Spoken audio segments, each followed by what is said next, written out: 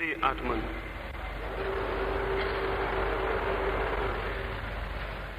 मैं आपका स्वागत करता हूं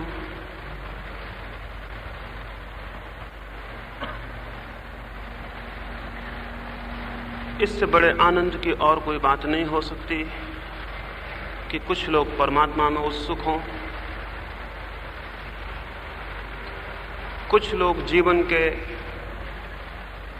सत्य को और सार्थकता को जानने के लिए प्यासे हों। अगर सच में आपकी कोई प्यास है, कोई आकांक्षा है, जीवन को जानने के लिए कोई हृदय में पीड़ा है, तो मैं स्वागत करता हूं।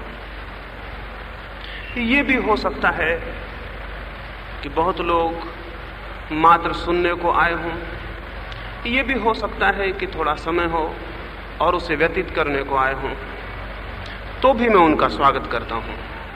इस दृष्टि से स्वागत करता हूं कि कई बार अनायास ही हम जिन सत्यों के लिए तैयार नहीं दिखाई पड़ते हैं, वे भी हमारे हृदय में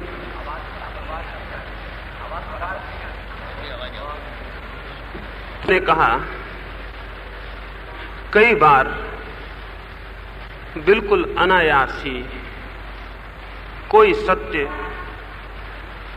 हृदय के किसी तार को झंझना देता है और हम जिसके लिए पहले से तैयार भी नहीं थे, उसकी तैयारी का प्रारंभ हो जाता है। इसलिए वे लोग जो प्यासे हैं और वे लोग जो प्यासे नहीं भी हैं, उनके लिए भी इन 4 दिनों में जो बातें होंगी वे किसी काम की हो सकती हैं। इसलिए मैंने कहा कि मैं आपका स्वागत करता हूं। और आज इस प्राथमिक पहली चर्चा में जो सर्वाधिक महत्वपूर्ण मुझे मालूम होता है और जीवन में किसी भी खोज का प्रारंभ जिसके बिना नहीं हो सकता, उसके बाबत ही बात करूंगा। 4 चर्चाओं के लिए मैंने 4 ख्याल किए हैं। आज तो आकांक्षा के ऊपर विचार करूंगा, कल मार्ग के ऊपर, बाद में द्वार के ऊपर और अंत में प्रवेश के ऊपर। हम साधारणता मान लेते हैं कि जी रहे हैं, लेकिन बहुत कम लोग हैं जो ठीक ठीक अर्थों में जीते हैं। बहुत कम लोग हैं जिन्हें इस बात का पता भी चल पाता है कि उनके पास जीवन था। बहुत कम लोग हैं जिन्हें इस बात का बोध हो पाता है कि क्या रहस्यपूर्ण सत्ता उनके भीतर निवास कर रही थी। हम करीब करीब अपरिचित और अनजान ही अपने से जी लेते हैं। निश्चित ही ऐसा जीवन कोई आनंद, कोई शांति न दे पाए तो अस्वाभाविक नहीं होगा। यही स्वाभाविक होगा कि जीवन एक दुख और चिंता और एक परेशानी और एक पीड़ा बन जाए। वैसा ही हमारा जीवन है। स्वाभाविक है कि जीवन को जानने की उत्सुकता पैदा हो। हम जानना चाहें कि हम क्यों हैं, हमारी सत्ता क्यों है, कौन सा प्रयोजन है, कौन सा अर्थ है जिसकी वजह से हमें होना पड़ा है। और अगर हमें यह भी पता ना चल पाए कि कौन सा प्रयोजन है, कौन सा अर्थ है, तो हम जिएंगे तो जरूर, लेकिन जीवन एक बोझ होगा। घटनाएं घटेंगी और समय व्यतीत हो जाएगा। जन्म से मृत्यु तक हम यात्रा पूरी कर लेंगे, लेकिन किसी सार्थकता को, कृतार्थता को और धन्यता को अनुभव नहीं कर पाएंगे। बहुत थोड़े से लोग ही जीवन की सार्थकता को जान पाते हैं। हर एक मनुष्य के लिए जीवन को जानने के लिए सर्वप्रथम आवश्यक होगा कि उसके भीतर कोई प्यास हो। बुद्ध एक गांव के पास ठहरे हुए थे और एक व्यक्ति ने सुबह सुबह आके उनसे कहा, आप इतने दिनों से, इतने वर्षों से लोगों को समझा रहे हैं परमात्मा के लिए, मोक्ष के लिए, आत्मा के लिए। कितने लोगों को परमात्मा उपलब्ध हुआ है, बुद्ध ने कहा,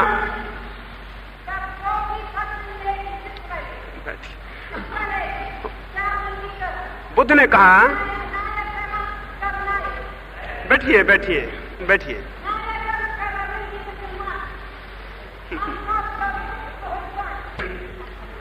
आपको शायद लगता होगा कि वो कुछ गड़बड़ है। करीब करीब सारे लोग वैसे ही हैं। कुछ लोग बोलते हैं, कुछ लोग चुप रह जाते हैं, इससे कोई बहुत भेद नहीं पड़ता है। जो चुप बैठे हैं वो कोई बहुत बेहतर हालत में नहीं है। हमारे मन इतने विक्षिप्त हैं, इतने पागल हैं, हमें पता भी नहीं हम क्या कर रहे हैं, क्या कह रहे हैं, क्या बोल रहे हैं, हम कैसे जी रहे हैं, इसका भी हमें कोई पता नहीं है, और इसलिए इस तरह की बातें हो जाती। बुद्ध ने कहा, मैं लोगों को समझा रहा हूं, मैं लोगों को कह रहा हूं, कोई 40 वर्षों से मैंने लोगों को परमात्मा के और जीवन के अर्थ के संबंध में बातें कही हैं, और ये भी तुम्हारा कहना ठीक है कि कितने लोगों को मोक्ष और कितने लोगों को परमात्मा का अनुभव हुआ। तुम ठीक ही पूछते हो, लेकिन इसके पहले कि मैं तुम्हें उत्तर दूं, मैं ये जानना चाहूंगा कि तुम गांव में जाओ, छोटा सा गांव है, और सारे लोगों से पूछो कितने लोग परमात्मा को चाहते हैं, कितने लोगों की आकांक्षा है, कितने लोगों के मन में प्यास है। तो वो आदमी गया, उसने गांव के सारे लोगों से सुबह से सांझ तक पूछा। थोड़े से लोग थे उस गांव में। उसने सारे लोगों की फेहरिस्त बनाई। कोई धन चाहता था, कोई पद चाहता था, कोई यश चाहता था, किसी की कोई और चाहती, लेकिन परमात्मा को चाहने वाला कोई भी नहीं था। वो वापस लौटा। बुद्ध ने कहा कि अगर कोई परमात्मा को न चाहता हो तो ऊपर से परमात्मा किसी के ऊपर थोपा नहीं जा सकता है, कोई किसी को दे नहीं सकता है। भीतर प्यास होनी चाहिए तो पानी की खोज होती है, और भीतर प्यास हो तो पानी अवश्य मिल जाता है। तो सबसे पहली जरूरत, जो लोग भी जीवन के संबंध में उत्सुक हों, जो जानना चाहते हो उस रहस्य को, उस अर्थ को जो उनके भीतर है, तो आवश्यक होगा कि इस बात को खोज लें कि उनके भीतर कोई प्यास भी है या नहीं है। हम में से बहुत लोगों के भीतर कोई प्यास ही नहीं है। हम में से बहुत लोगों के भीतर कोई आकांक्षा ही नहीं है। हमारे भीतर कोई जलती हुई अतृप्ति नहीं है, कोई असंतोष नहीं है।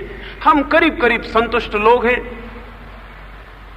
हम जैसे हैं करीब करीब उससे संतुष्ट हैं, और हमें ख्याल भी पैदा नहीं होता, अतृप्ति भी पैदा नहीं होती। हमारे भीतर कोई तीव्र ज्वाला असंतोष की जलती नहीं है। साधारणतः सारे धार्मिक लोग समझाते हैं संतुष्ट हो जाएं। मैं तो कहता हूं असंतुष्ट हो जाएं, क्योंकि जो आदमी संतुष्ट हो जाएगा उसके जीवन में कोई खोज, कोई अन्वेषण संभव नहीं होगा। जो आदमी तृप्त हो जाएगा, जैसा जीवन है उससे ही जो सहमत हो जाएगा, जो जहां है उससे ही संतुष्ट हो जाएगा, उसके जीवन में कोई विकास, कोई प्रगति, कोई ऊपर उठना असंभव है। असंतोष धार्मिक आदमी का पहला लक्षण है, और सत्य की खोज में असंतोष चाहिए। जीवन जैसा है उससे असंतुष्टि चाहिए। हम भी असंतुष्ट तो होते हैं, लेकिन हम जीवन से असंतुष्ट नहीं होते। हम जीवन की चीजों से असंतुष्ट होते हैं। एक आदमी जिस पद पर है उससे असंतुष्ट हो जाता है, दूसरा पद चाहता है। एक आदमी के पास जितना धन है उससे असंतुष्ट हो जाता है, और ज्यादा धन चाहता है। एक आदमी के पास जो चीजें हैं उनसे असंतुष्ट हो जाता है और दूसरी चीजें चाहता है, लेकिन हम जीवन से असंतुष्ट नहीं होते। जो मनुष्य वस्तुओं से असंतुष्ट हो रहा है उसकी धर्म में कोई उत्सुकता नहीं है, लेकिन जो मनुष्य जीवन से ही असंतुष्ट हो जाता है उसका धर्म में प्रवेश प्रारंभ हो जाता है। धार्मिक जीवन की शुरुआत जीवन के प्रति असंतोष से होती है, लेकिन हम सारे लोग अपने असंतोष को वस्तुओं पर ही समाप्त कर देते हैं, और जीवन से असंतुष्ट होने के लिए हमारे पास असंतोष की शक्ति भी शेष नहीं रह जाती। हम सारे लोग ही असंतुष्ट हैं, लेकिन उन चीजों से असंतुष्ट हैं जिन चीजों का असंतोष हमें और संसार में गहरे ले जाएगा, लेकिन उस सत्ता के प्रति असंतुष्ट नहीं है जो हमें सत्य की तलाश में ले जा सके। ये सोचना आवश्यक है, ये विचारणीय है कि असंतोष की दिशा बाहर की तरफ न हो और भीतर की तरफ हो जाए। जो व्यक्ति भी भीतर के प्रति असंतुष्ट हो जाएगा वो अनिवार्यतया सत्य की खोज की आकांक्षा और प्यास को अपने भीतर जागता हुआ अनुभव करेगा। हम जानते हैं जीवन जैसा बाहर है, जीवन का जैसा विस्तार बाहर है, उससे हम परिचित हैं, लेकिन हमारे भीतर भी एक जीवन का विस्तार है, उससे हमारा कोई परिचय नहीं। और परिचय न होने का कारण यह नहीं है कि हमारा ज्ञान कम है, परिचय होने का कारण यह नहीं है कि हमारी योग्यता कम है, परिचय न होने का कारण यह नहीं है कि हमारी क्षमता कम है और कुछ थोड़े से लोगों की ही क्षमता है कि वे उसको पा सकें, यह कारण नहीं। असंत भीतर की तरफ नहीं है। हम अपने होने से असंतुष्ट नहीं हैं, हम करीब करीब तृप्त हैं अपने होने से। और ये कितना आश्चर्यजनक मालूम होता है, अगर हम खोजें, थोड़ा सोचें और विचार करें, तो क्या हमें यह दिखाई पड़ेगा कि हमारी सत्ता जैसी है, हमारी चेतना की जैसी स्थिति है, वो संतोष होने लायक है?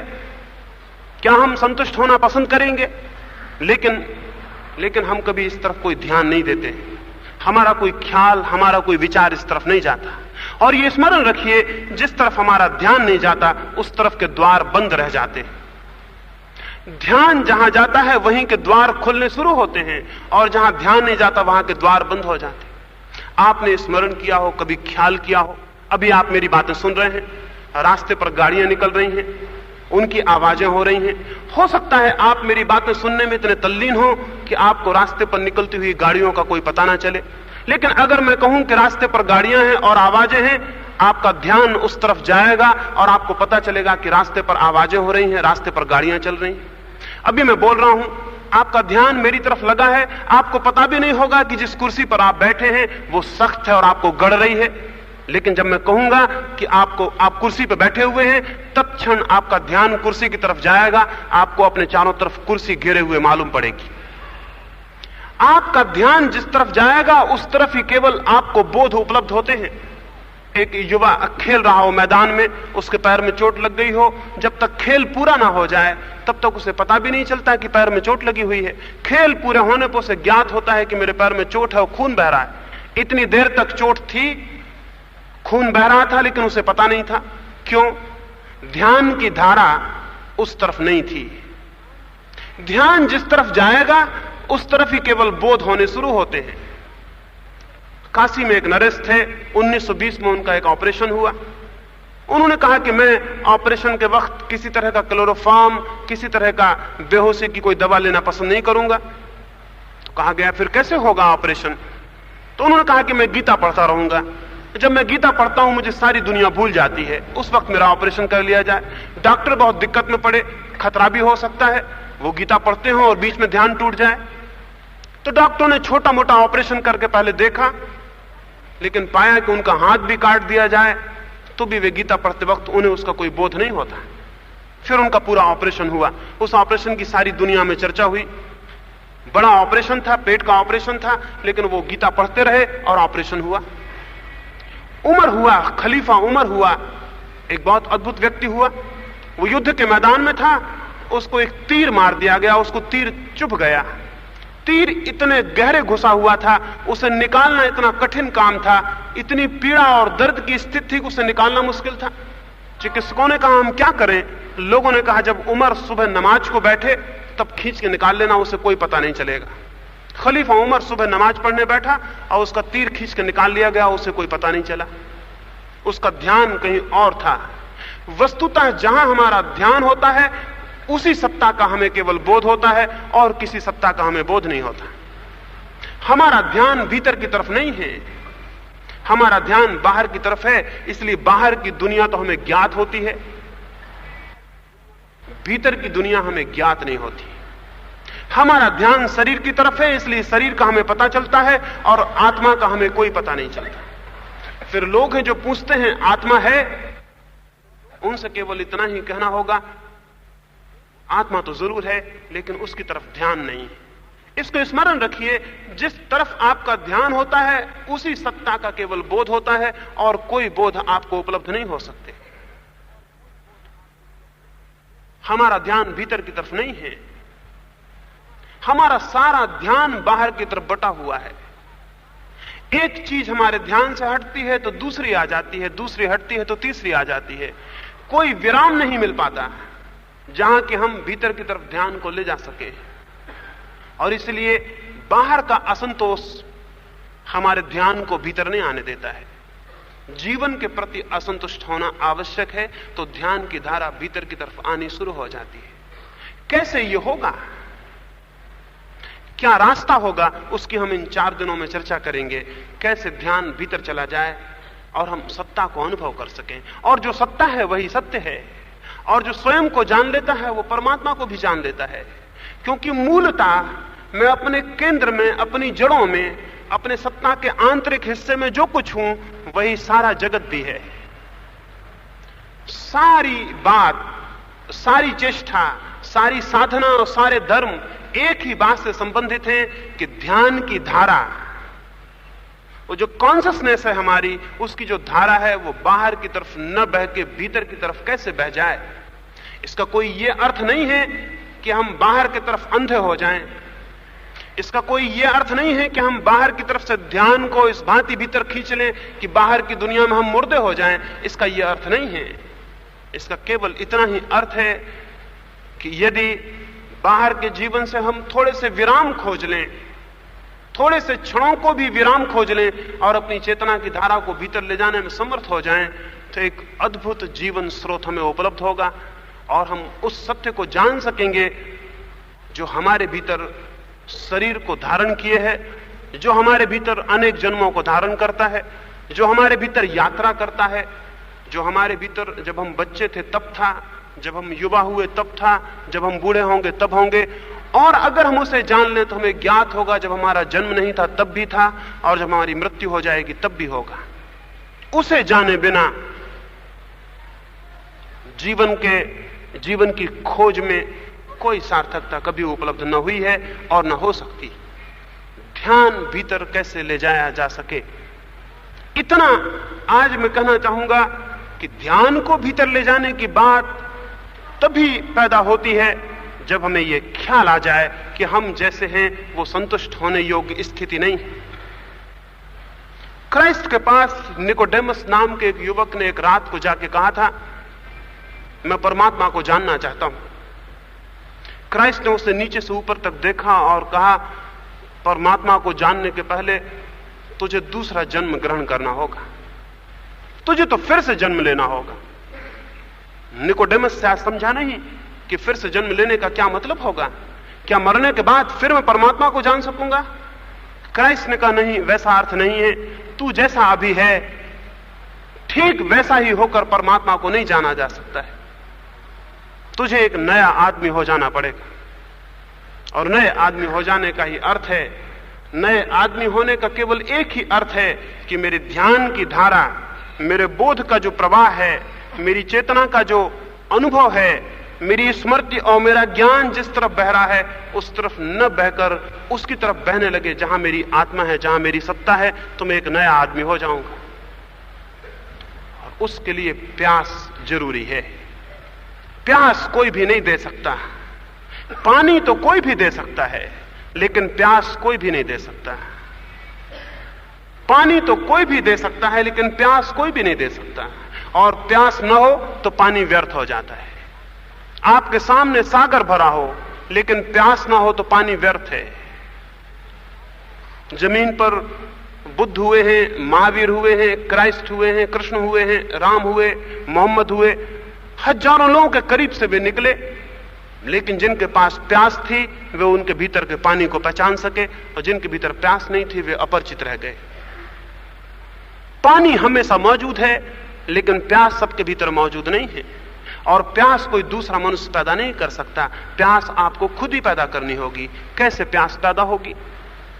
अगर नहीं है तो प्यास कैसे पैदा होगी? प्यास पैदा होती है पीड़ा से, पीड़ा के किसी अनुभव से। जीवन में बहुत पीड़ा है और बहुत दुख है, लेकिन उस दुख को हम भुलाने के उपाय खोजते हैं। उस दुख से हम अपने भीतर पीड़ा को पैदा नहीं होने देते। आपके पड़ोस में कोई मर जाए, रोज कोई मर रहा है, लेकिन क्या किसी को मरते देखकर आपको तत्क्षण यह प्रश्न खड़ा होता है कि मैं भी मरूंगा? अगर यह प्रश्न खड़ा नहीं होता, आपके भीतर कभी प्यास पैदा नहीं होगी। आप रोज अपने चारों तरफ क्या देख रहे हैं? जो आप देख रहे हैं, अगर आपकी आंखें खुली हों तो आपके भीतर एक अद्भुत प्यास का जन्म हो जाएगा। जीवन को जानने की, जीवन को पहचानने की, जीवन को जीतने की एक आकांक्षा पैदा हो जाएगी। एक बहुत अद्भुत फकीर हुआ, उससे किसी ने पूछा, उसका नाम था बायजीद। उससे किसी ने पूछा कि तुम्हारी परमात्मा की तरफ आंखें कैसे उठी? उसने कहा, जब मैंने जीवन में दुख देखा तो मेरी आंखें परमात्मा की तरफ उठ गईं। लेकिन हम जीवन में दुख देखने में समर्थ नहीं हो पाते। हम सारे लोग दुख से घिरे हैं, लेकिन दुख हमें दिखाई नहीं पड़ता, और जब दुख हमें दिखाई पड़ता हम कई तरकीबों से उसे भुला लेने की कोशिश करते हैं। एक मेरे मित्र हैं, उनका युवा पुत्र गुजर गया। वो मेरे पास आए और उन्होंने मुझसे पूछा, क्या पुनर्जन्म होता है? मैंने पूछा, ये आप क्यों पूछते हैं? वे बोले कि मेरा युवा पुत्र गुजर गया है, मैं ये जानना चाहता हूं क्या पुनर्जन्म होता है।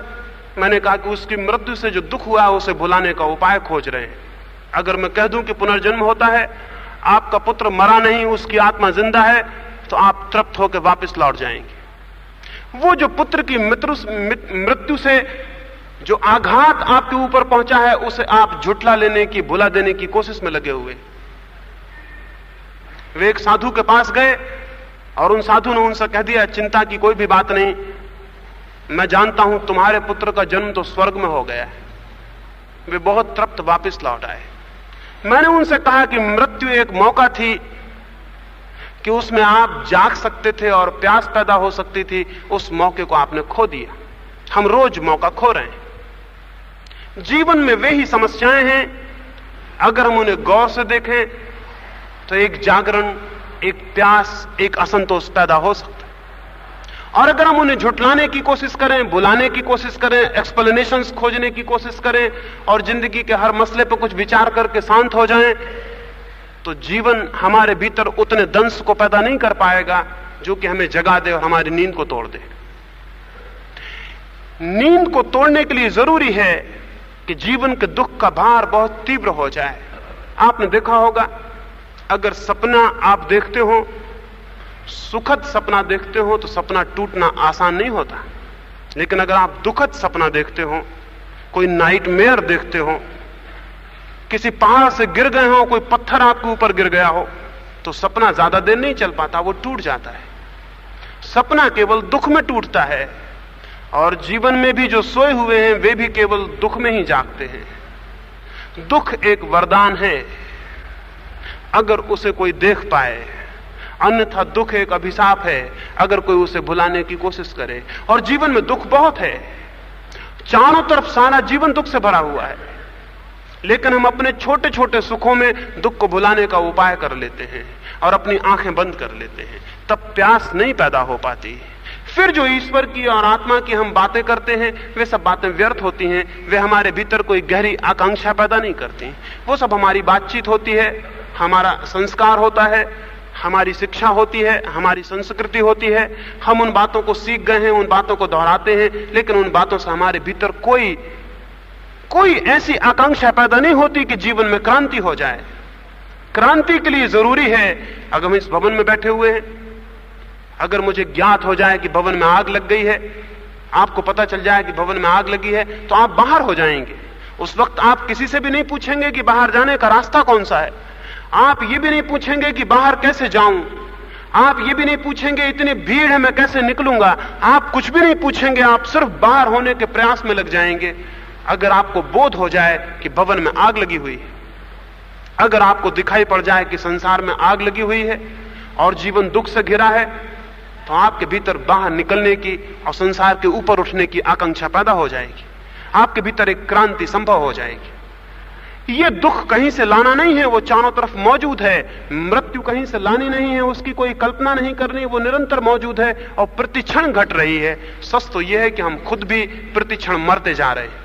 जैसे मैं रोज कहता हूं, हम प्रतिक्षण मरते जा रहे हैं। अगर हम अपने पर भी विचार करें तो हम पाएंगे हम काफी मर चुके हैं।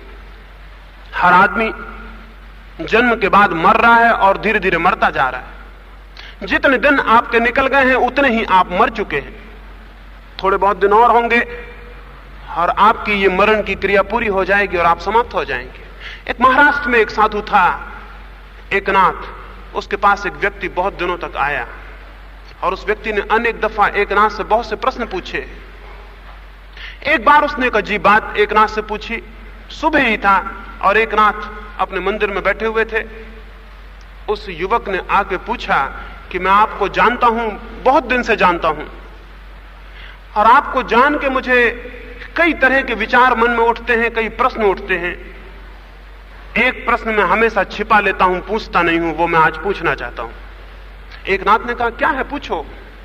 उस युवा ने कहा कि मैं पूछना चाहता हूं, आपका बाहर से तो जीवन एकदम पवित्र है, लेकिन भीतर भी पवित्रता है या नहीं? आप बाहर से तो एकदम ही ईश्वरीय मालूम होते हैं, दिव्य मालूम होते हैं, लेकिन भीतर क्या है? मैं भीतर के संबंध में कुछ पूछना चाहता हूं। भीतर आपके पाप उठते हैं या नहीं?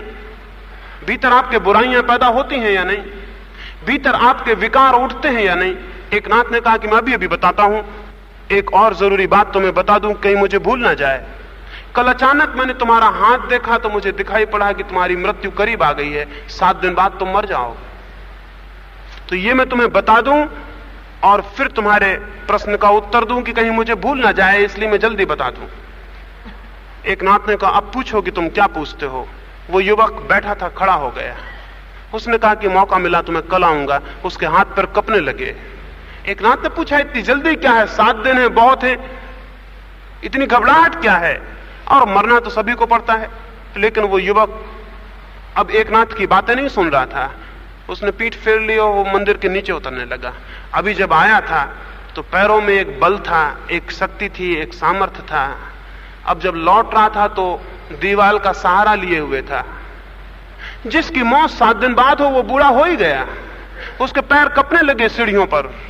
वो रास्ते पे जाके गिर पड़ा, बेहोश हो गया। लोगों ने उसे उठाया और घर पहुंचाया।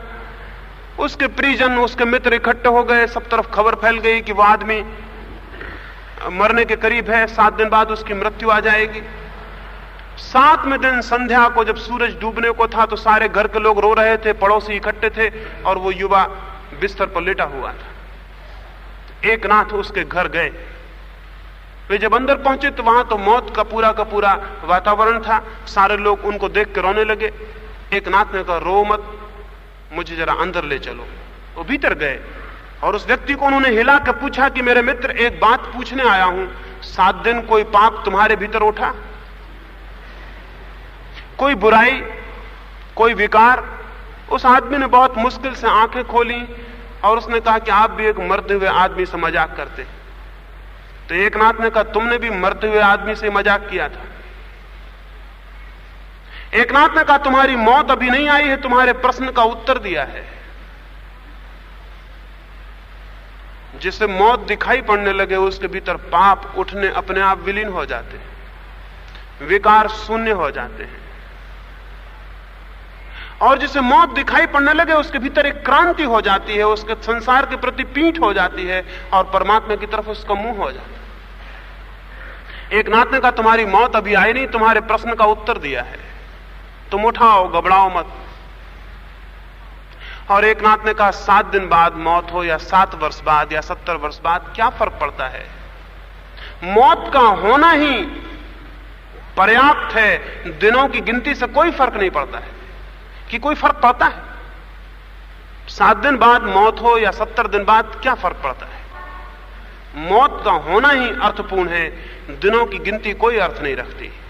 एकनाथ ने कहा, मृत्यु है, जिस दिन ये मुझे पता चला उसी दिन जीवन में क्रांति हो गई, उसी दिन मैं दूसरा आदमी हो गया।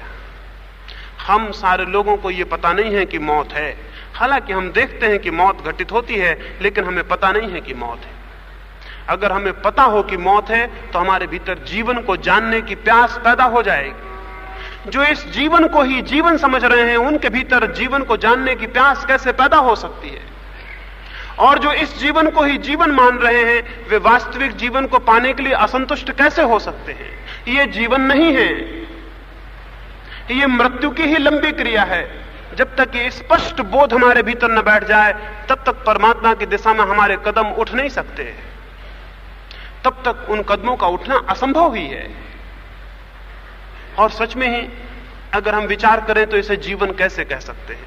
मैं जिस दिन पैदा हुआ जैसा मुझे दिखाई पड़ता है मैं उसी दिन से मरना शुरू हो गया हूं। मौत कोई आकस्मिक एक्सीडेंट नहीं है, कोई दुर्घटना नहीं है, एक क्रमिक विकास है, एक ग्रोथ है। मैं जिस दिन से पैदा हुआ मेरी मौत विकसित हो रही है, मेरे भीतर मौत घनी होती जा रही है। एक दिन मौत अपने पूर्ण बिंदु पर पहुंच जाएगी, आप समझेंगे कि उस दिन मौत हुई। मैं आपसे कहना चाहता हूं मैं उसी दिन मरना शुरू हो गया जिस दिन पैदा हुआ।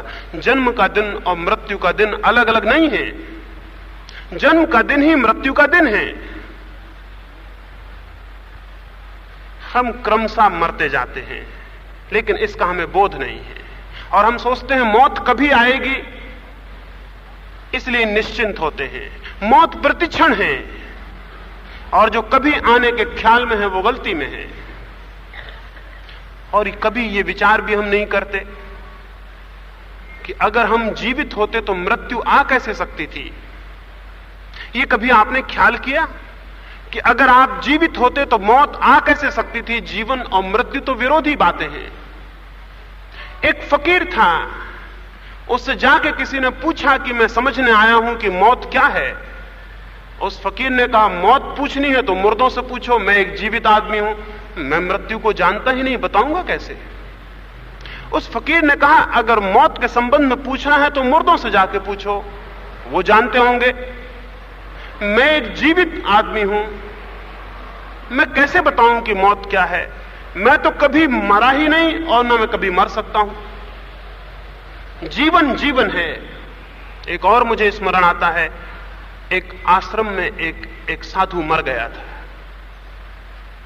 बहुत लोग रोने को, दुख प्रकट करने को वहां इकट्ठे हुए। उस आश्रम का जो प्रधान साधु था, लोगों की अपेक्षा थी कि वो भी आएगा, लेकिन वो तो आया नहीं। सारे आश्रम के लोग इकट्ठे हो गए, कोई 500 भिक्षु थे, वो सारे लोग इकट्ठे हो गए, लेकिन जो प्रमुख था, जो गुरु था आश्रम का, वो नहीं आया।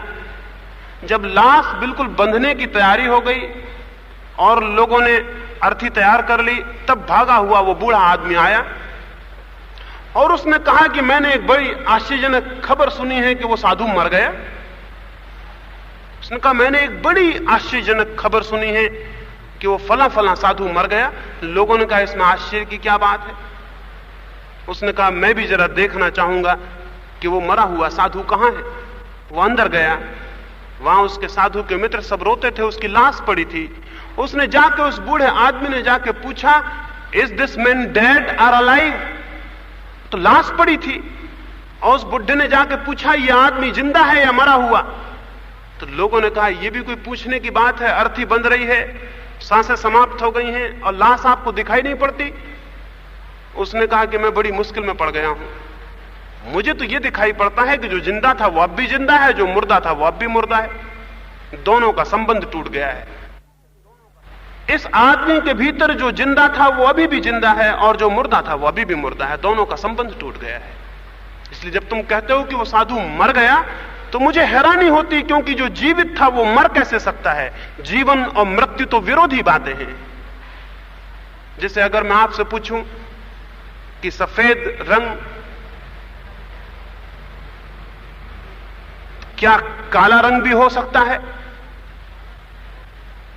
तो आप कहेंगे सफेद रंग काला कैसे हो सकता है, और काला हो जाएगा तो सफेद नहीं रह जाएगा, और सफेद रहेगा तो काला नहीं हो पाएगा। सफेद रंग है, काला रंग है। मृत्यु मृत्यु है, जीवन जीवन है। जीवन कभी भी मृत्यु नहीं हो सकता और मृत्यु कभी जीवन नहीं हो सकती है। और इसीलिए जब अंत में मृत्यु आती है तो समझ लेना चाहिए कि जैसे हमने जन्म समझा था वो जीवन का प्रारंभ नहीं था, मृत्यु का ही प्रारंभ था। क्योंकि जो प्रथम में होता है वही अंत में विकसित हो जाता है, जो बीज में होता है वही वृक्ष बन जाता है। मृत्यु अंतिम वृक्ष है तो जन्म में मृत्यु का बीज छिपा होगा। जन्म जीवन का प्रारंभ नहीं है, वो मृत्यु का ही प्रारंभ है। फिर जीवन क्या है, उस जीवन के प्रति प्यास तभी पैदा हो सकती है जब हमें यह स्पष्ट बोध हो जाए, हमारी चेतना इस बात को ग्रहण कर ले कि जिसे हम जीवन जान रहे हैं वो जीवन नहीं। जीवन को जीवन मानकर कोई व्यक्ति वास्तविक जीवन की तरफ कैसे जाएगा। जीवन जब मृत्यु की भांति दिखाई पड़ता है तो अचानक हमारे भीतर कोई प्यास जो जन्म जन्म से सोई हुई है जाग के खड़ी हो जाती है। हम दूसरे आदमी हो जाते हैं। आप वही हैं जो आपकी प्यास है। अगर आपकी प्यास धन के लिए है, मकान के लिए है, अगर आपकी प्यास पद के लिए है, तो आप वही हैं, उसी कोटि के व्यक्ति हैं। अगर आपकी प्यास जीवन के लिए है तो आप दूसरे व्यक्ति हो जाएंगे, आपका पुनर्जन्म हो जाएगा। आज के दिन आकांक्षा कैसे पैदा हो, उस सिलसिले में मैं ये कहना चाहता हूं कि जीवन का भ्रम छोड़ दें और जिसे जीवन समझ रहे हैं उसे मृत्यु की भांति देखना प्रारंभ करें। और ये कोई मेरे कहने से नहीं, अगर किसी के कहने से प्रारंभ किया तो झूठा होगा, थोता होगा। आप खुद ही देखें, आंखें खोलें और देखें, ये जहां इतने लोग बैठे दिखाई पड़ रहे हैं, इसमें आपको मुर्दे दिखाई पड़ते हैं या जीवित लोग दिखाई पड़ते हैं? ये जो सारी सड़कों पर लोग जा रहे हैं, ये जीवित लोग हैं या मरे हुए लोग हैं? अगर आपको ये जीवित लोग दिखाई पड़ते हैं तो फिर धर्म की विचार को छोड़ दें, सत्य के ख्याल को छोड़ दें, फिर उसमें अभी आपके जाने का मौका नहीं आया, अभी भूमिका नहीं बनी। और अगर आपको ये मुर्दे दिखाई पड़ते हैं तो आपके जीवन में क्रांति का क्षण करीब आ गया, भूमिका तैयार हो गई। इससे क्या फर्क पड़ता है कि आपकी सबकी तारीखें लगी हुई हैं कि कौन कब मुर्दा हो जाएगा? आप सबके ऊपर तारीखें लगी हुई हैं, किसी के 2 साल बाद, किसी के 10 साल बाद, किसी के 20 साल बाद, सबके ऊपर चिट लगी हुई है कौन कब मुर्दा हो जाएगा। लेकिन जो देख सकता है उसे तो आप सभी मुर्दे दिखाई पड़ेंगे। कोई देर अबेर मरेगा ये दूसरी बात है, लेकिन सारे लोग मरेंगे, सारे लोग मर रहे हैं, वस्तुतः सारे लोग मर गए हैं।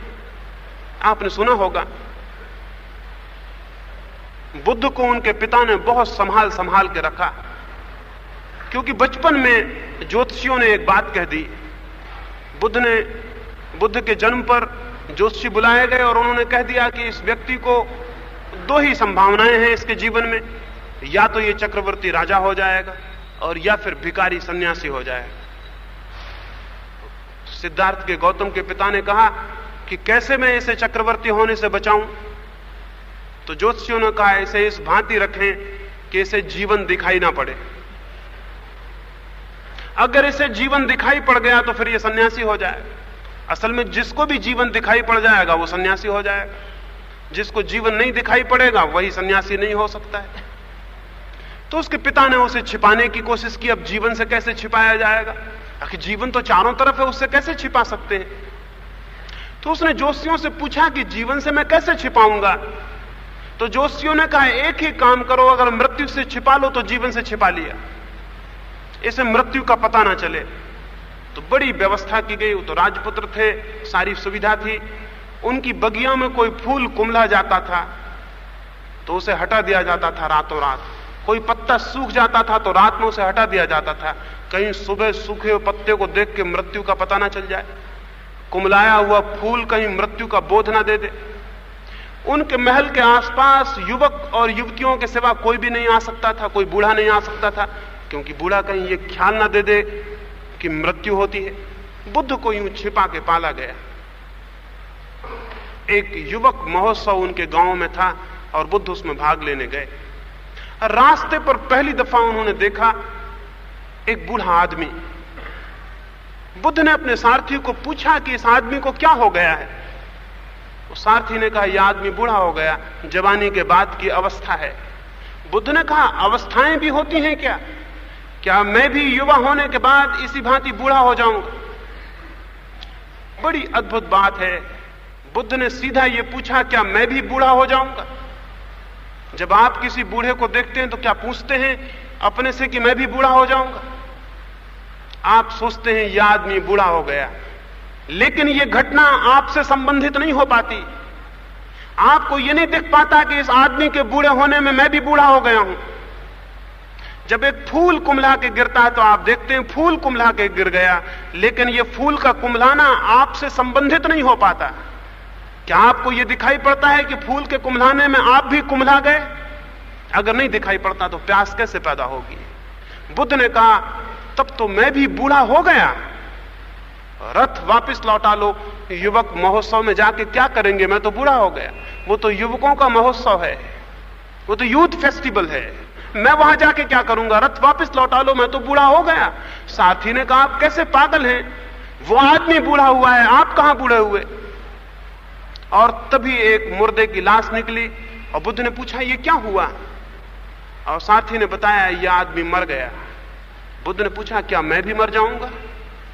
ये बड़ी अर्थपूर्ण बात है कि वे पूछ रहे हैं कि क्या हुआ, ज्ञात हुआ कि आदमी मर गया। बुद्ध पूछते हैं, क्या मैं भी मर जाऊंगा? जीवन के सारे तथ्य मैं से संबंधित हो जाएं तो क्रांति हो जाती है। उसने कहा कि मैं कैसे कहूं अपने मुंह से, लेकिन कोई भी अपवाद नहीं हो सकता, आप भी अपवाद नहीं हो सकते, मरना ही होगा, जो जन्मा है उसे मरना ही होगा। बुद्ध ने कहा, फिर मैं मर गया, रथ वापस लौटा लो। मुर्दे महोत्सव में नहीं जाया करते हैं, इसलिए मैंने कहा कि हम सब मुर्दे हैं। और रथ वापस लौटा लिया गया और उस युवक की जिंदगी में क्रांति हो गई। जीवन के तथ्यों को स्वयं से संबंधित करें। जीवन में जो घट रहा है उसे अपने पर घटा हुआ जाने, क्योंकि कोई भी अपवाद नहीं है। वे जो कब्रें बनी हैं, जब मैं उनके करीब से निकलता हूं तो जानता हूं कि मेरी ही कब्रें हैं। आखिर वे किसकी कब्रें होंगी? निश्चित ही वे मेरी ही कब्रें हैं, वे आपकी ही कब्रें हैं। अगर जीवन की ये सारी की सारी स्थिति के प्रति सजगता आ जाए तो आप पाएंगे आप एक बड़े सपने में हैं, और वो भी एक बड़े दुखद सपने में है। और ये बोध, ये पीड़ा ही एक क्रांति आपके भीतर कर सकेगी। जीवन के दुख को जानना वास्तविक जीवन के प्रति प्यास को पैदा करने का प्रारंभ है। जीवन की व्यर्थता को जानना, हम तो सब सार्थक समझते हैं जीवन को, हमें प्रतीत होता है कि बड़ी सार्थकता है, और हम कभी ख्याल नहीं करते कि हमसे पहले अरबों अरबों लोग इस जमीन पर रहे हैं और उन्होंने भी इसे सार्थक समझा है, और एक दिन पाते हैं कि सब व्यर्थ हो जाता है। एक दिन मिट्टी मिट्टी में मिल जाती है, एक दिन पाते हैं कि सब गिर गया और समाप्त हो गया। जिसे हम बड़ा सार्थक और बड़ा अर्थपूर्ण समझ रहे हैं, मृत्यु के क्षण में वो क्या होगा?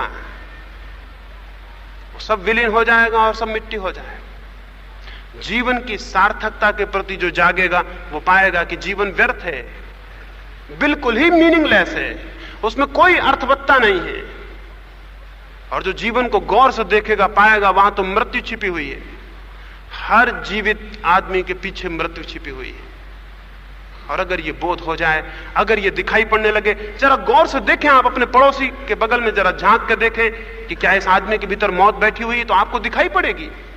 और जब उसमें दिखाई पड़ेगी तो आप अपने भीतर गौर करें कि आपके भीतर मौत बैठी हुई है, तो आपको अनुभव होगा कि मौत बैठी हुई है। इस मौत का बोध हो जाए, इसके तरफ ध्यान चला जाए, तो जीवन व्यर्थ हो जाएगा। जिसे हम जीवन कहते हैं वो व्यर्थ हो जाएगा, और वो व्यर्थ हो तो ही जिसे लोगों ने जीवन जाना है, जो वास्तविक जीवन है, उसकी तरफ आंख उठनी प्रारंभ होती है, एक प्यास पैदा होती है। तब हम जानना चाहते हैं कि क्या सत्य है, क्या सार्थक है, क्या अर्थ है। एक गांव में मैंने सुना, दो आदमी पागल थे। ऐसा गांव के लोग समझते थे कि दोनों पागल हैं। एक दिन बाजार भरा हुआ था गांव का, और एक रास्ते पर जहां काफी भीड़ थी, वे दोनों पागल भी आए। उन दोनों पागलों ने एक दूसरे को झुक के नमस्कार किया। एक युवक खड़ा हुआ देखता था, उसे बड़ी हैरानी हुई, क्योंकि लोग गांव के जानते थे वो दोनों पागल हैं। उसे ये हैरानी हुई कि उन दोनों पागलों में इतना होश है कि एक दूसरे को नमस्कार करते। उसे थोड़ा शक हुआ कि ये पागल हैं भी या नहीं। उन दो पागलों में से एक के पीछे वो युवक चला गया। वो पागल एक मस्जिद के पास पड़ा रहता था। वो युवक गया और उसने पूछा कि मैं ये पूछने आया हूं कि आपने उस भीड़ में उसी पागल को नमस्कार क्यों किया? क्या आप पहचानते हैं? क्या पागलों का भी कोई जाति बिरादरी है? क्या पागलों का भी कोई संबंध होता है? क्या पागल भी आपस में किसी भांति एक दूसरे के मित्र हैं? क्या पागलों का भी अपना कोई समाज है? उस भीड़ में इतने लोग थे, आपने उस पागल को नमस्कार किया, उस पागल ने भी आपको ही नमस्कार किया। वो बूढ़ा पागल हंसने लगा। वो उठा, उस युवक को उसने अपने बाहों में भर लिया, अपनी छाती से लगा लिया और उससे कहा कि मेरी आंखों में देखो।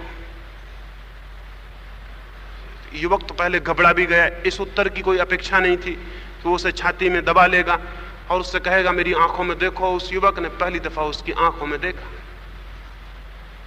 तो उसकी आंखों में देख के वो हैरान हो गया। वो आंखें कुछ अलग थीं, वो कोई सामान्य आदमी की आंखें नहीं थी, वो किसी सोए हुए आदमी की आंखें नहीं थी। उसने उस आंखों को देखा और उस बूढ़े ने कहा कि अब तुम जाओ और उस भीड़ में जो लोग हैं उनकी भी आंखों को देखना, और वो जिस पागल को मैंने नमस्कार किया था उसकी भी आंखों को देखना। वो युवक गया, उसने अनेक लोगों की आंखों में गौर से देखा और वो उस पागल के पास भी गया और उसकी आंखों में भी देखा और वापस आया। उसने कहा मैं हैरान हो गया, ये 2 आंखें भर जगी हुई मालूम पड़ती हैं, बाकी सारी आंखें सोई हुई मालूम पड़ती। बाकी लोग ऐसे चल रहे हैं जैसे सोए हुए हों, बाकी लोग देखते हुए भी ऐसे मालूम होते हैं जैसे उनका ध्यान कहीं और है। देख रहे हैं लेकिन देख नहीं रहे, चल रहे हैं लेकिन चल नहीं रहे, जैसे कोई सपने में चलता हो। जैसे सपने में चलने की बीमारी होती है, लोग सपने में उठते हैं और चलते हैं, जैसी धुंधली उनकी आंखें होती हैं, जैसी सोई हुई और मूर्छित उनकी आंखें होती हैं, ऐसे ही सारी लोगों की आंखें हैं सिर्फ उस पागल को छोड़कर।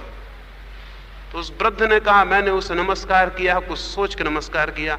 गांव हमें पागल कहता है क्योंकि हम गांव जैसे नहीं हैं, हम पूरे गांव को पागल समझते हैं, हम पूरे गांव के लोगों को सोया हुआ समझते हैं। और सच यही है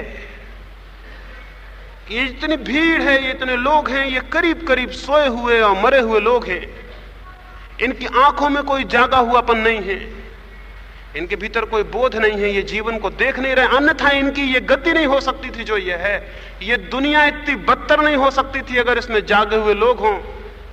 ये दुनिया इतनी हिंसक नहीं हो सकती, इतनी क्रूर नहीं हो सकती, इतनी करप्टेड नहीं हो सकती, इतना अनाचार नहीं हो सकता अगर लोग जगे हुए हों।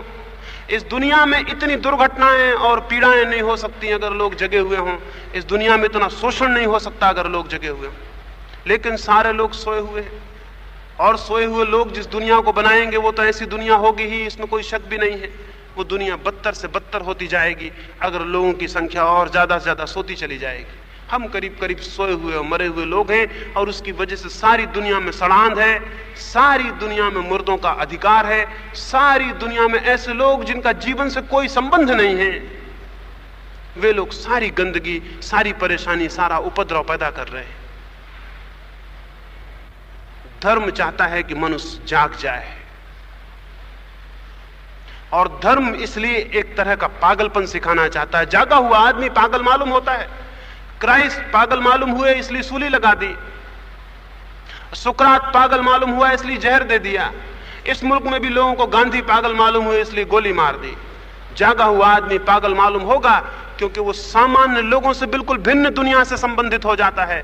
जिसे आप जीवन कहते हैं उसे वो मृत्यु कहेगा, जिसे आप सुख कहते हैं उसे वो दुख कहेगा, जिसे आप समझ कहते हैं उसे वो आत्यंतिक मूर्खता कहेगा। तो निश्चित ही वो पागल मालूम होगा। संत फ्रांसिस हुआ असीसी में, वो जब भी किसी गांव में जाता तो वो एक घंटा बजा के जोर से चिल्लाता था कि आओ मैं तुम्हें एक पागलपन सिखाऊं। तो लोग कहते पागलपन सिखाने आए हो? और वो असीसी का जो फकीर था फ्रांसिस, वो कहता अब तक जितने भी मेरे जैसे लोग आए हैं उन सभी ने पागलपन सिखाया है। क्योंकि पागलपन का अर्थ ही है कि तुमसे कुछ भिन्न हो जाना, तुमसे कुछ अलग हो जाना, और जो उस भांति अलग हो पाते हैं वे ही केवल सत्य को जान पाते हैं, वे ही केवल जीवन के अर्थ को जान पाते हैं। दुनिया में थोड़े से पागल हुए हैं जिन्होंने जीवन को जाना है, और दुनिया इन समझदारों से भरी हुई है जो कि जीवन को बिल्कुल भी नहीं जानते हैं। इस समझदारी को छोड़ देना पड़ेगा जिसे आप समझदारी समझ रहे हैं। ये समझदारी झूठी है, इसके कोई आधार नहीं है, ये बिल्कुल निराधार और बेमानी है। अगर ये समझदारी आपको मूर्खतापूर्ण मालूम होने लगे, ये समझदारी जिसको आप कहते हैं, ये जो आपकी दुनियादारी समझदारी है, अगर ये आपको मूर्खतापूर्ण मालूम होने लगे तो ही आपके भीतर कोई प्यास पैदा हो सकती है। और ये तभी मालूम होगी जब इसमें दुख, और मृत्यु दिखाई पड़े। मृत्यु को देखना, मृत्यु से स्वयं को संबंधित कर लेना प्राथमिक शर्त है परमात्मा की प्यास की। अगर ऐसा नहीं है तो प्यास झूठी होगी। फिर आप गीता पढ़ें, कुरान पढ़ें, बाइबल पढ़ें, सब पढ़ें, आपकी प्यास झूठी होगी, उसका कोई मतलब नहीं है। उस तरह पढ़ने वाले लोग हैं, उस तरह मंदिर और मस्जिद हैं, उनका कोई उपयोग नहीं है। जैसे जीवन अभी सार्थक मालूम हो रहा है, उसे मंदिर और मस्जिद सब व्यर्थ है, उनका कोई उपयोग नहीं है। उसे गीता कुरान सब व्यर्थ है, उनका कोई उपयोग नहीं है। जैसे जीवन मृत्यु दिखाई पड़े, उसके लिए नए अर्थ का संसार खुलना शुरू हो जाता है। तो मैं चर्चा करूंगा पीछे कि कैसे वो नया संसार खुल सकता है। आज तो मैं आपसे यही कहूं कि थोड़ा सा ये पागलपन आप में आना जरूरी है, ये थोड़ी सी मैडनेस आप में आनी जरूरी है कि जीवन आपको व्यर्थ, अर्थहीन, मृत्यु से भरा हुआ दिखाई पड़े। ये दिख सकता है, जीवन ऐसा है, जीवन बिल्कुल ऐसा है, इसलिए दिख सकता है। सिर्फ आंख खोलने की बात है और आपको जीवन दिखाई पड़ेगा कि ये क्या है। जरूर घबराहट होगी, जरूर बेचैनी होगी, जरूर परेशानी होगी, क्योंकि इस दुनिया को मुर्दा देखना, जीवित लोगों को मरा हुआ देखना, अपने को आज ही मरा हुआ जानना बहुत सी घबराहट पैदा करेगा। उसी घबराहट से गुजर जाने का नाम तपश्चर्या है। तपश्चर्या का अर्थ नहीं कि धूप में खड़े हैं, तपश्चर्या का अर्थ नहीं कि उपवास कर रहे हैं, भूखे मर रहे हैं, तपश्चर्या का अर्थ नहीं है कि नंगे खड़े हो गए। तपश्चर्या का अर्थ है चित्त ऐसी स्थिति से गुजर जाए जहां की बहुत बेचैनी, बहुत घबराहट है, जहां की बहुत फियर मालूम होता है कि ये कैसे होगा। और अगर आप उस तप के लिए राजी हो जाएं तो आप एक क्रांति, एक अद्भुत क्रांति, एक अभिनव क्रांति अपने भीतर अनायास घटित हुए पाएंगे। आप दूसरे मनुष्य हो जाएंगे। प्यास मनुष्य को बदल देती है और दुख का स्मरण, मृत्यु का बोध, जीवन की व्यर्थता का बोध प्यास को उत्पन्न करता है। जीवन से असंतुष्ट हो जाना परम जीवन के प्रति दिशा में पहला धक्का है। इसलिए मैंने ये चर्चा की। इससे आकांक्षा पैदा होगी, इससे तीव्र आकांक्षा पैदा होगी, इससे बहुत जलन पैदा होगी, इससे बहुत असंतोष पैदा होगा, इससे बहुत ज्वालाएं पकड़ लेंगी मन को और आप बड़े कष्ट में पड़ जाएंगे। परमात्मा करे आप ऐसे कष्ट में पड़ जाएं, क्योंकि उसके बिना कोई जन्म नहीं होता। परमात्मा करे आप ऐसी लपटें अनुभव करें, क्योंकि उसके बिना कोई जीवन की तरफ ऊपर नहीं उठता। जो नीचे तृप्त हैं वे नीचे ही समाप्त हो जाते हैं, जो जितने नीचे तृप्त है वो उतने ही जल्दी समाप्त हो जाते हैं। इसलिए तृप्ति न खोजें, बल्कि ऊंचे से ऊंची अतृप्ति खोजें। जितनी ऊंची अतृप्ति होगी उतनी आपकी गति, उतना आपका विकास संभव हो जाता है। अपने भीतर असंतोष को पालें, जीवन के प्रति असंतोष को, स्वयं के होने के प्रति असंतोष को। जितना आप पालेंगे उतना साधना में आपके चरण, आपकी भूमिका परिपक्व होती है। आकांक्षा पैदा हो, प्यास पैदा हो, अभीप्सा बने, ऐसी अभीप्सा कि फिर उसके साथ जीना मुश्किल हो जाए। या तो उसे हल करना पड़े और या फिर खुद को समाप्त कर लेना पड़े। एक छोटी सी कहानियों में अपनी चर्चा को आज पूरा करूंगा। एक मुसलमान फकीर था फरीद, एक छोटे से गांव में एक झोपड़े में रहता था, एक नदी के किनारे रहता था। अनेक अनेक लोग उससे पूछने आते थे, ईश्वर है, आत्मा है। और फरीद बड़ा अजीब था। जब भी कोई उसके पास आता वो कहता कि सच में उत्तर चाहते हो तो चलो मेरे साथ, पहले स्नान कर लें, फिर नदी के किनारे बैठ के पवित्र होकर मैं तुम्हें उत्तर दूंगा। जो भी उससे राजी होता उसे पहले नदी पर ले जाता। नदी गहरी थी, वो दोनों साथ नहाने उतरते और जैसे ही वो दूसरा व्यक्ति जिसने पूछा था पानी में उतरता, वो फरीद तगड़ा फकीर था, वो उसकी गर्दन पानी में नीचे दबा देता। उसके प्राण छटपटाने लगते, वहां श्वास के लिए प्राण पागल हो जाते और वो फकीर दबाते ही चला जाता। जब तक कि प्राण बिल्कुल टूटने के करीब ही ना आ जाए तब तक वो छोड़ता नहीं था।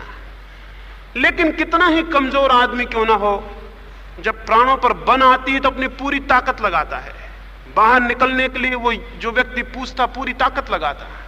फरीद बहुत मजबूत था, लेकिन वो तभी छोड़ता था जब नीचे वाला अपनी ताकत से ऊपर उठाए। ऐसे एक दिन एक आदमी को उसने छोड़ा। उस आदमी ने कहा कि आप हत्यारे हैं या साधु हैं, ये क्या कर रहे थे? मेरी जान लेने की कोशिश थी। मैं पूछने आया कि ईश्वर कहां है और आप मेरे प्राण लिए लेते। फरीद ने कहा उसी की तरफ दिशा निर्देश करने के लिए ये सब मुझे करना पड़ा, इसलिए नदी के किनारे रहता हूं, ताकि जल्दी से कोई भी आए पूछने तो नदी में ला सकूं, क्योंकि बिना नदी में लाए कोई उत्तर नहीं है। उसने पूछा ये कौन सा उत्तर हुआ? फरीद ने कहा कि जब तुम्हें मैं नीचे दबाए हुए था तो तुम्हारे प्राणों में कितनी आकांक्षाएं थी। उसने कहा आकांक्षाएं? बहुवचन में पूछते हैं। एक ही आकांक्षा थी कि एक सांस हवा मिल जाए किसी तरह, और वो भी थोड़े देर तक थी, फिर तो मुझे पता नहीं कि वो भी थी या नहीं, लेकिन सारे प्राण मेरे उसी के लिए प्यासे थे, मेरा कण कण उसी के लिए प्यासा था। और मैं तो कमजोर हूं, लेकिन मुझ में एक अद्भुत ताकत मालूम हुई और मैं ऊपर उठने लगा। मैं जहां हवा उपलब्ध हो सकती थी उस तरफ ऊपर उठने लगा। फरीद ने कहा जिस दिन ईश्वर के लिए ऐसी प्यास होगी उस दिन ईश्वर इतने निकट है जितने के निकट श्वास है, उतने ही निकट। लेकिन अगर उतनी प्यास ना होगी तो ईश्वर बहुत दूर है जितने की दूर कोई भी चीज हो सकती है।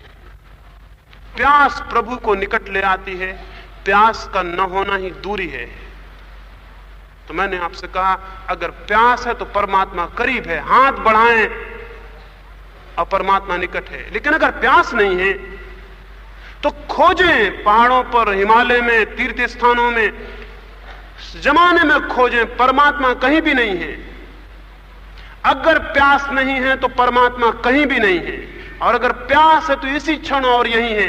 प्यास ही रूपांतर है, इसलिए प्यास पहली सीढ़ी है। सत्य की खोज में प्यास पहला चरण है। और प्यास कैसे पैदा होगी उसकी थोड़ी सी बातें मैंने आपसे कही। जीवन को देखने से, जीवन के सत्य के प्रति जागने से प्यास पैदा होती है। जागें और देखें, और किसी शास्त्र में खोजने ना जाएं, क्योंकि जीवन चारों तरफ है और शास्त्र सब मुर्दा हैं। जीवन को देखना है, चारों तरफ जीवन है, प्रतिक्षण जीवन है। लोग मुझसे पूछते हैं हम क्या अध्ययन करें सत्य को जानने को? मैं कहता हूं जीवन का अध्ययन करें, क्योंकि शास्त्र के अध्ययन से कुछ भी नहीं मिलेगा। जो मिलेगा वो जीवन के अध्ययन से मिलता है।